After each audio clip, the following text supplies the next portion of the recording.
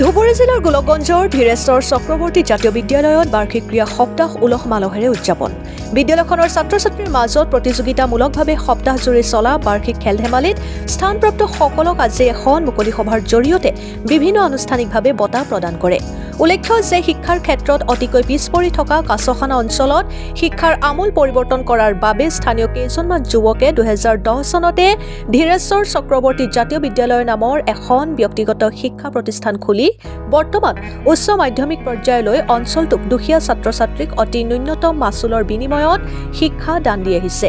কাৰ্যসূচী মতে প্ৰথম দিনা পতাকা উত্তোলন, স্বৰ্গীয় ধীৰেশ্বৰ চক্ৰৱৰ্তীৰ প্ৰতিচ্ছবিত মাল্যৰ্পণ, বন্তি প্ৰজ্বলন, তাৰ পাছতে চাফাই অভিযান সম্পূৰ্ণ কৰি বাৰ্ষিক খেল ধেমালিৰ শুভ উদ্বোধন কৰে। আজিৰ এই মুকলি সভাত বিশিষ্ট অতিথি হিচাপে উপস্থিত থাকে ঢেপঢেবী উচ্চতৰ মাধ্যমিক বিদ্যালয়ৰ অৱসৰপ্ৰাপ্ত অধ্যক্ষ মনীন্দ্ৰ নাথ ৰায়, কাছখানা উচ্চতৰ মাধ্যমিক বিদ্যালয়ৰ অধ্যক্ষ ৰঞ্জিত কুমাৰ দামৰ লগতে বহুত গুণী জ্ঞানী ব্যক্তিসকল।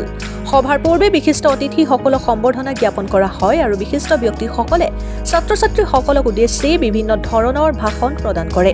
আনহাতে বিদ্যালয় কৰ্তৃপক্ষই জানিব দিয়া মতে 2025-26 বৰ্ষৰ নামভৰ্তি চলি আছে। গতিকে যিসকলক অভিভাৱকে নিজৰ সন্তানক বিদ্যালয়ত নামভৰ্তি কৰি দিব বিচাৰে তেওঁলোকক বিদ্যালয় কাৰ্যালয়ৰ পৰা প্ৰপত্ৰ সংগ্ৰহৰ বাবে অনুৰোধ জনাইছে।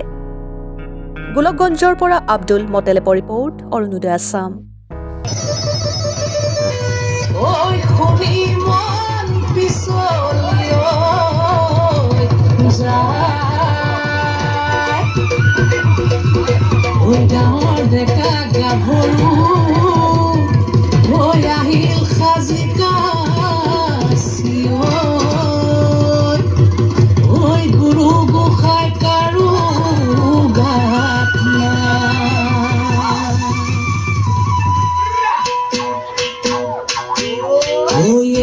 বিহু সেক ধিমকিতি ধিম দাও দাও বোলে বিহু সেক ধিম। মই পূৰ্বজ্যোতি অধিকাৰী, ধীৰেশ্বৰ চক্ৰৱৰ্তী জাতীয় বিদ্যালয় কাছখানা। আমি অন্য বছৰৰ দৰে এইবেলিও 4দিনীয়া কাৰ্যসূচীৰে বিদ্যালয় সপ্তাহ উদযাপন কৰিছোঁ। আজি আমাৰ বিদ্যালয় সপ্তাহৰ বঁটা বিতৰণী তথা অন্তিমটো দিন। যিহেতু পঢ়া শুনাৰ লগতে ছাত্ৰ ছাত্ৰীৰ বাহ্যিক জ্ঞান থকাটো প্ৰয়োজন, সেয়ে বিদ্যালয় সপ্তাহত আমি বিভিন্ন ধৰণৰ খেল ধেমালি, গীত, নৃত্য, নাটক, বৰ্তমান সময়ৰ লগত খাপ খাব পৰাকৈ ফেশ্বন শ্ব' ইত্যাদি প্ৰতিযোগিতাৰ আয়োজন কৰিছোঁ। ছাত্ৰ ছাত্ৰীসকলেও প্ৰতিযোগিতাসমূহ ভাগ লৈ সন্তোষজনক ফল দেখুৱাবলৈ সক্ষম হৈছে আৰু নিজৰ নিজৰ প্ৰতিভাসমূহ দাঙি ধৰিব পাৰিছে। এই চেগতে মই আপোনালোকৰ জৰিয়তে এটা ঘোষণা কৰিব বিচাৰিছোঁ। 2025-26 শিক্ষাবৰ্ষৰ নামভৰ্তি চলি আছে, প্ৰপত্ৰসমূহ আমি দি আছোঁ। গতিকে ইচ্ছুক অভিভাৱিকাই আমাৰ বিদ্যালয়ত আহি প্ৰপত্ৰসমূহ সংগ্ৰহ কৰিব পাৰে। বিদ্যালয়খনত অংকুৰ শ্ৰেণীৰ পৰা অষ্টম শ্ৰেণীলৈ আছে। এইবেলি 11টা শ্ৰেণী হ'ব। নতুনকৈ এটা সোপান শ্ৰেণী সংযুক্ত কৰা হৈছে।